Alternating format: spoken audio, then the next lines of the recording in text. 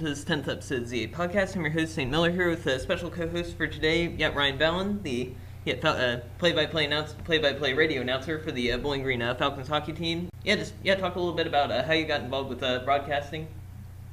When I've always wanted to be an NHL hockey player. You know, growing up as a kid, you always wanted to. You know, I played hockey. Hockey was my number one sport. It was the sport that my family and I all got around and watched, and we all played at some point. And, you know, obviously when you grow up as a little kid, you're like, yeah, I want to be an NHL hockey player. And, you start at a low age, you're skating, you're playing, junior hockey junior hockey. And then it comes to a point where you realize that you're not going to be in the NHL. And so from there I decided that I wanted to work in sports. And how could I do that? Well, could I be a coach? Usually coaches are former players. They know the game so much more at a deeper level. I'm like, I probably couldn't be a coach. General manager? I could, but I just don't think I have the smarts enough to do that. Cap management, trading, being basically the face of a franchise, running that day to day, and I'm like, I don't think I could do that. And then I turned into, well, why not be a broadcaster? So when I was young, my parents always told me I did this, and I did. I would always, the NHL video games. Yeah. I would always used to turn down the volume and announce gotcha. over that, Yeah. so it would give me some practice. Basically, I wouldn't have the rosters in front of me, but I try to keep score as much as possible. And I basically would just have two computer sims going on at the same time, and I would broadcast that. Oh, gotcha. And I would record it to my laptop, and I would keep those recordings. I don't have them anymore. At least I don't think I do. I hope I don't. And so I started getting into that, and then I realized that, hey, this could actually be something here. And then when I got to high school, this all started around freshman year of high school, is when I decided I think broadcasting is the way to go. And it was about halfway through my freshman year, so it was around maybe February, March-ish. It was actually right around this time of my freshman year of high school where I decided, you know what, I think broadcasting is the way to go. So freshman year at my high school, Littleton High School in Littleton, Massachusetts, I was on the football team and didn't play very well. I was on the hockey team as well, didn't play very well.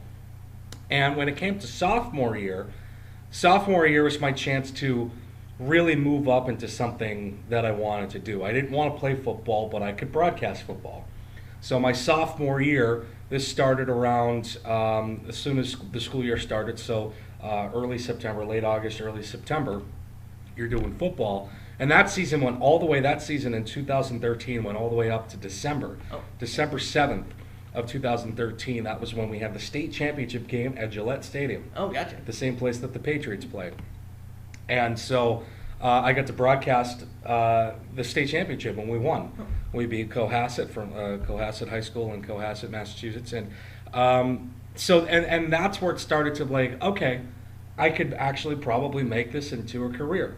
Hockey season came along, I started to do hockey, and as each year went in high school, I started to get better and better and better until it came to picking a college. And when it came to picking, the university that I wanted to do, I basically wanted to broadcast hockey. And the number one college sport for hockey is college hockey, basically. So I wanted to broadcast college hockey. I wanted to go to a D1 program if possible, and I wanted to broadcast those games. And I wanted to go to a school where A, hockey mattered, and 2, broadcasting mattered. And so Bowling Green slowly but surely checked off all those boxes. It's a Division I school, check. Hockey matters, check. Students do the broadcast, check. There's a good broadcasting school here, and of course, when we got here, the brand new cooling center had just opened. So that's kind of how I started getting into broadcasting. And you start practicing and you get through it each day, and then you realize that, hey, this could be something here. This could be concrete. This could be an actual career path. And here we are 2 years into doing BG hockey and loving every second of it. Oh, awesome. And yeah, so also talk a little bit about yeah, like with the yeah, like how old were you when you started following hockey? How old was I? Yeah. Oh, probably as old as I could probably crawl. Oh. I mean, our family, we're very hockey oriented. Considering my name is Ryan, and my parents were actually going to name me Raymond after Raymond Bourque. Oh, yeah, The famous Boston Bruin and later to be Colorado Avalanche, won a Stanley Cup. But yeah, apparently when they were kicking names around for me before I was being born, they were considering Raymond for Raymond Bourque, and they actually ended up going with Ray's son, Ryan Bourque, and that's who I am named after, is Ryan Bourque, Ray Bourque's son. So that just shows you that before I was even born, they were already talking about hockey stuff with me. So that just shows you that, from as soon as I was born on April 15th of 1997, that's when hockey came into my life. Oh, yeah, I didn't notice you just had a birthday, so happy birthday, by the way. Thank you very much. Yep, and yeah, speaking of the Bruins, of course, yeah, they're down 2-1. Yeah, it's, as of this recording, down 2-1 against the Maple Leafs. So, yeah, what are your thoughts on that series so far?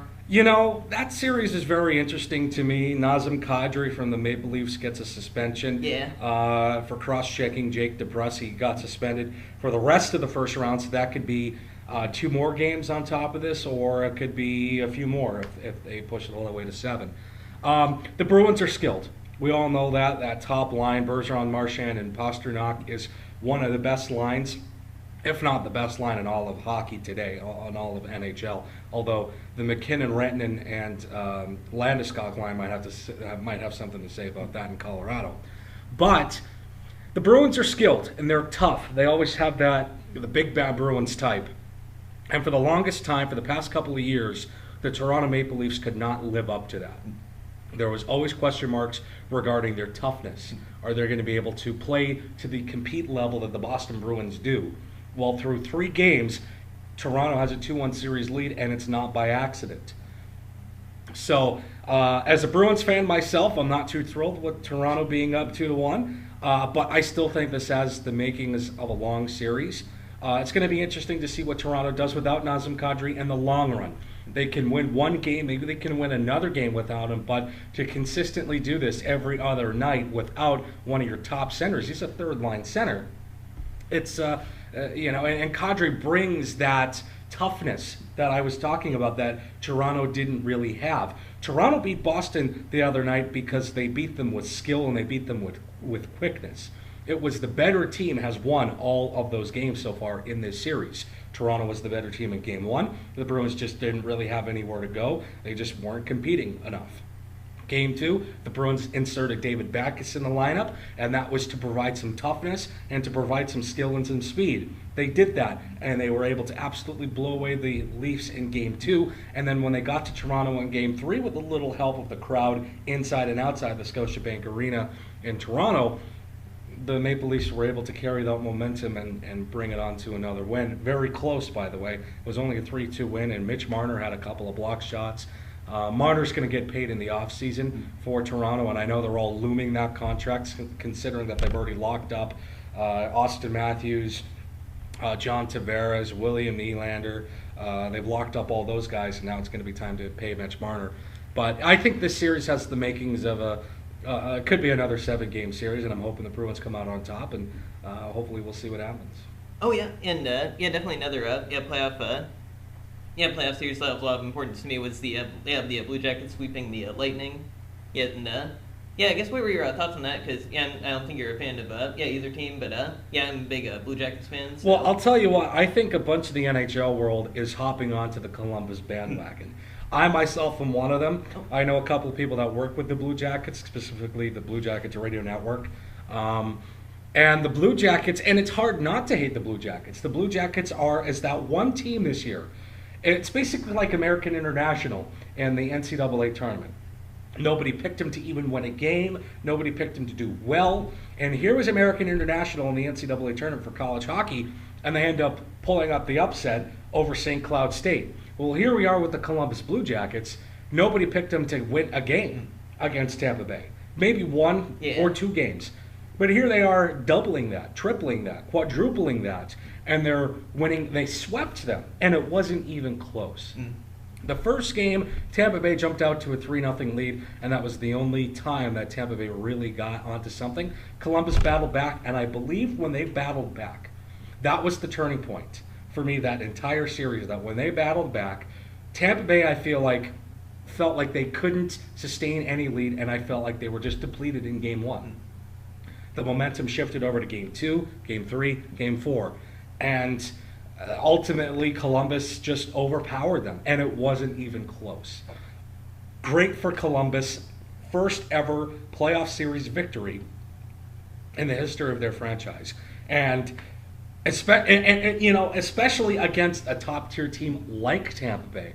It's not like they beat, some no-name team who had maybe a couple of injuries or, didn't really do well or was an easy or was a shoo-in to get into the second round. No, they beat the best team in the league that went 62 wins in the regular season, which hasn't been done, to my recollection. Correct me if I'm wrong. A team has not won 62 wins since the 95-96 season with Detroit.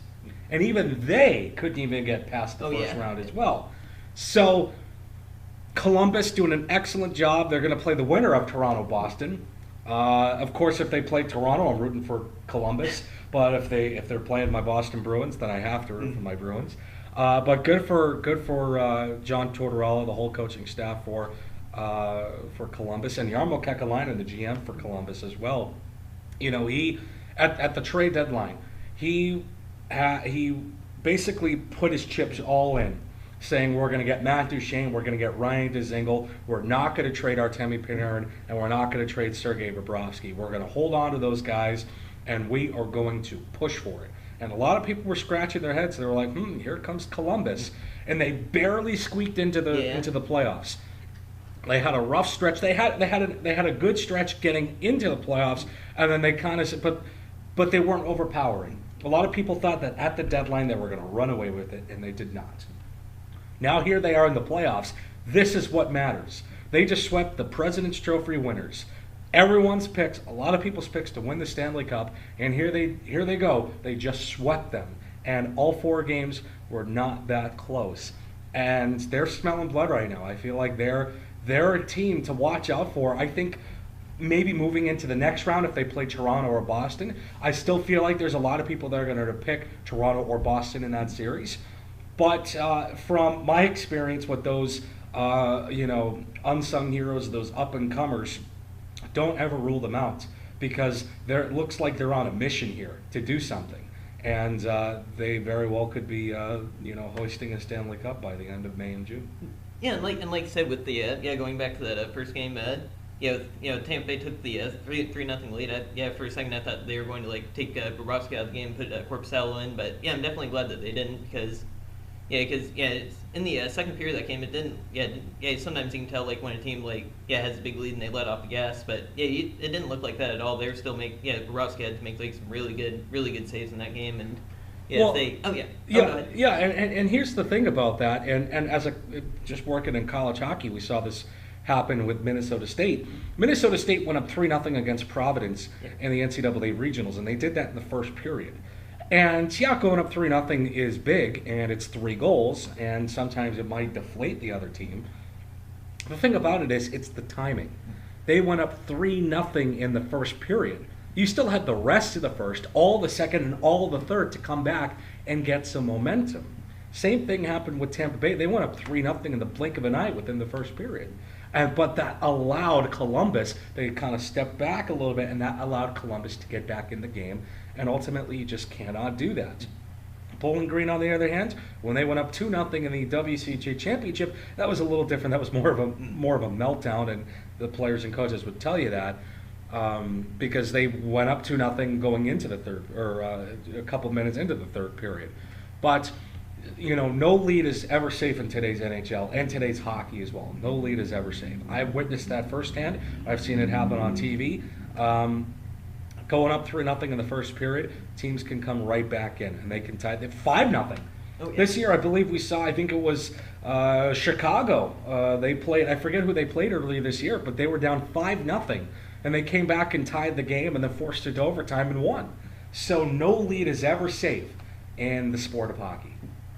And that's a good segue to the Bowling Green hockey. So yeah, obviously with a lot of changes for the team coming forward, what do you think they'll look like for next season? Yeah, so this season is very interesting because it's the first time in 9 years that there's actual uncertainty, real uncertainty with this hockey program. Of course, former BG head coach Chris Bergeron, who you and I had a great relationship with, nothing but the best guy, the utmost respect for him and his family. His family, even with them too, they are just incredible supporters. They were incredible supporters of this BG, the whole school and the athletic department. But yeah, and Chris Bergeron goes down to take the job down in Miami, his alma mater. Do not blame him. Trust me, if I was going to some other school and broadcasting for them, and the BG job opened up, of course, there's always a pull back home. Same thing like actual home. If there was a pull back to maybe broadcast games back home in Boston, of course I'm going to probably look at that and seriously consider that because it's going back home. But Chris Bergeron goes to take the Miami job. It was also released the other day that the assistants that are there, Joel Beal and Peter Menino, will not be retained. So Chris Bergeron is looking for a full coaching staff, which begs the question, will Barry Schutte and or Ty Eichner go down to Miami with them? So we're still waiting on that as of this recording. We're still waiting in terms of, is that going to happen?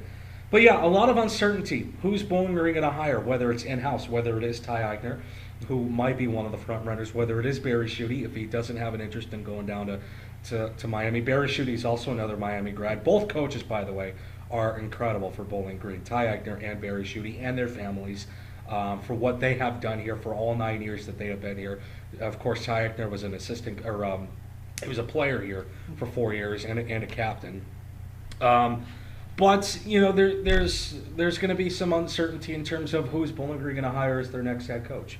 I don't know if you have heard anything, but I feel like that athletic director Bob Moosberger and the entire athletic staff is really holding this one close to the chest because they don't want things to get out and things to be spoiled.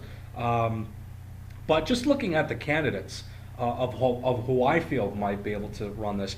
I think the number one candidate out. I'm going to leave the in-house ones. I'm going to leave those ones out. So Barry Schutte, Ty Eichner, you can kind of push those to the side because those are internal candidates. But looking at external candidates, there's one name that everybody wants, and that is Dan Belsma. Apparently, I've heard that his name has come up. Apparently, I've heard that there's some interest with Belsma. So it looks like there's some mutual interest there. Is Bowling Green going to be able to get it done? I'm not so sure. You might have to look at it as Belsma, a former coach in the NHL. He's won a Stanley Cup in 2009 with Sidney Crosby and the Pittsburgh Penguins. And then he was the head coach of the Buffalo Sabres and now an assistant coach with the Detroit Red Wings right up the road.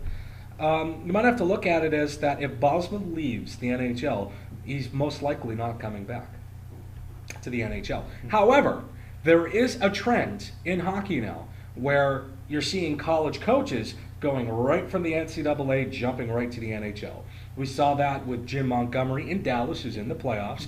We saw that with David Quinn from Boston University. He goes to the New York Rangers. And we saw that a number of years ago with Dave Haxtell going from North Dakota to Philadelphia. He ended up getting fired. So it begs the question, could Dan Belsma come down to Bowling Green, coach in the NCAAs for maybe 2, 3, 4, 5 years or however long, and then maybe get another call to coach an NHL bench down the way in the future? It still remains to be seen, but I think that's the one name everybody wants. He's the name brand. He doesn't have college hockey coaching experience, but I don't necessarily think that matters. Although college hockey, there is the recruiting aspect, and maybe that falls on your assistants. Maybe Belsma could bring in some assistants that can, really revitalize this recruiting process. So it'll be interesting to see if he is the coach of Bowling Green hockey, if he comes in and hires a staff that recruits. Could you imagine a potential recruit sitting down with Belsma, and Dan goes to him, to the player, and he says, "Hey, I coach Sidney Crosby. I won a Stanley Cup." How does that not get the blue chip prospects here? How does that not say, this is the program I want to be? that Bosma could say to a potential recruit, I coached in the NHL. I know what it takes to win a Stanley Cup. I have coached one of the greatest players in today's generation in Sidney Crosby. I know what it takes to get into the NHL. I can coach you there. How does that not get potential recruits here? Yeah. You know, and I was talking to some other people about it the other day about if Ballsman does come in, that's making a statement for this athletic department, because now the athletic department is basically themselves going all in on hockey, saying hockey is going to be our flagship sport now. That Dan Ballsma, a championship winning coach, a Stanley Cup winning coach in the professional ranks in the National Hockey League, will basically be the face of Bowling Green athletics. He basically will be. And I know football is a moneymaker. Football, especially in Ohio, is huge. But you can't compete with the likes of Ohio State. You can't. You just cannot do that. Ohio's team is Ohio State. But for hockey, Ohio's team, and for college hockey, the only team in college hockey in the state of Ohio that has won a national championship is Bowling Green. Ohio State and Miami have never won a national championship. So the university, if they do hire Ballsma, would make a statement saying that they would have to be funneling more resources in. The ice arena would have to get updated, upgraded to the newest facilities. Bowling Green hockey, and also it would have a statement in college hockey as well that's saying that no more is Bowling Green just treading the waters. No more is Bowling Green just trying to get by, just do the bare minimum. They want to be one of the big college hockey dogs. They want to be one of the Power Five. They want to be a big-time contender. That is the Blue Bloods, the team that's always in the national tournament, a team, because we want Bowling Green, as much as we don't want it, we want Bowling Green to have players like Quinn Hughes or players like Cale Makar that maybe come in for a year or two, play, and leave. Why? Because they're great. Because they're really good. They're blue chip prospects. Quinn Hughes, first round draft pick. And then you also had Cale Makar, who was 4th overall.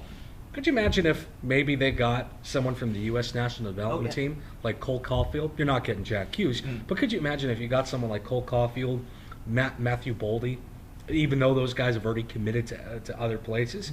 But when you look at the U.S. National Development Team roster, you see a lot of the big schools come up. You see a lot of Boston College, Boston University. You see a lot of Minnesota, a lot of Wisconsin, Minnesota Duluth, Notre Dame, North Dakota. You see a lot of those teams.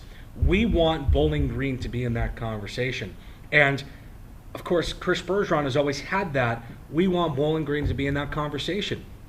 Now Bowling Green is starting to be in that conversation, and you still need to power through that. And maybe with hiring Dan Ballsma, you can, because Ballsma is a name brand. He loves BG. He's a BG alum. He was on the last team up until this year, 2019, and Dan Ballsma was on the last team before that to make the NCAA tournament in 1990. So.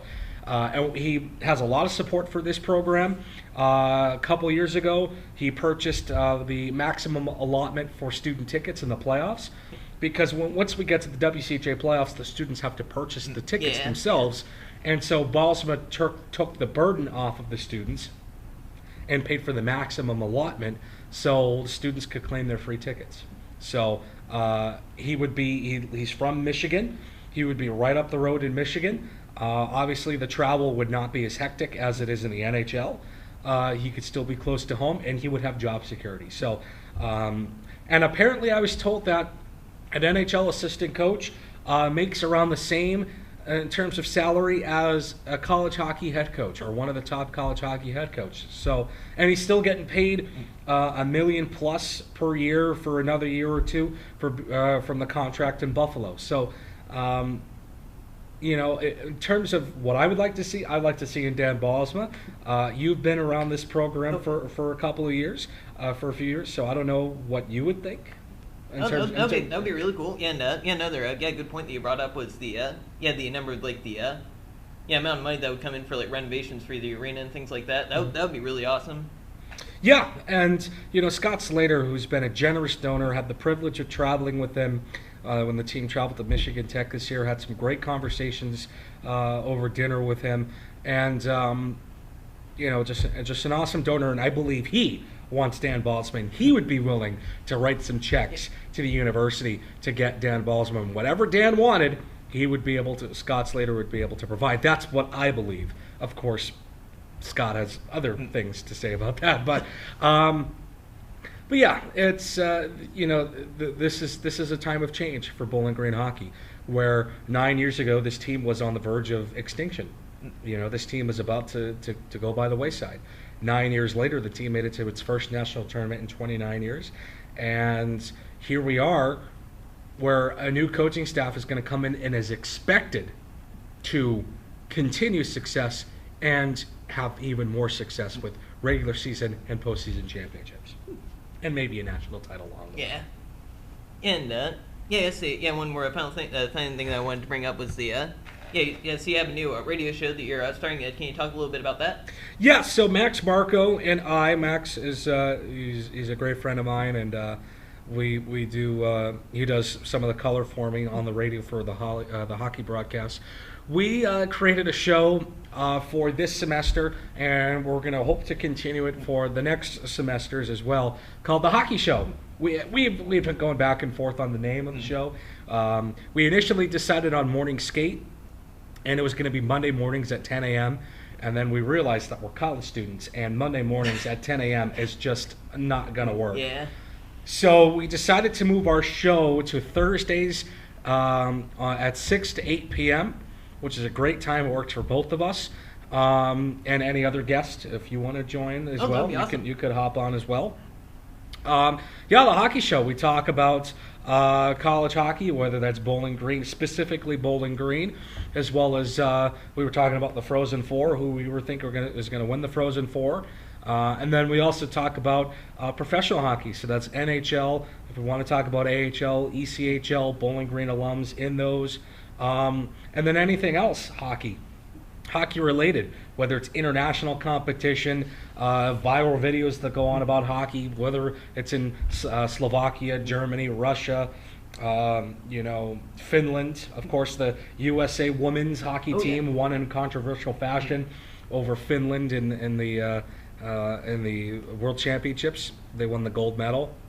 So that's going to be talked about. Of course, Stanley Cup playoffs is hot right now. So yeah, the Hockey Show, Max Marco, sometimes Chip Crennan, Chris Bugajski, all members of BGR so will hop on as well.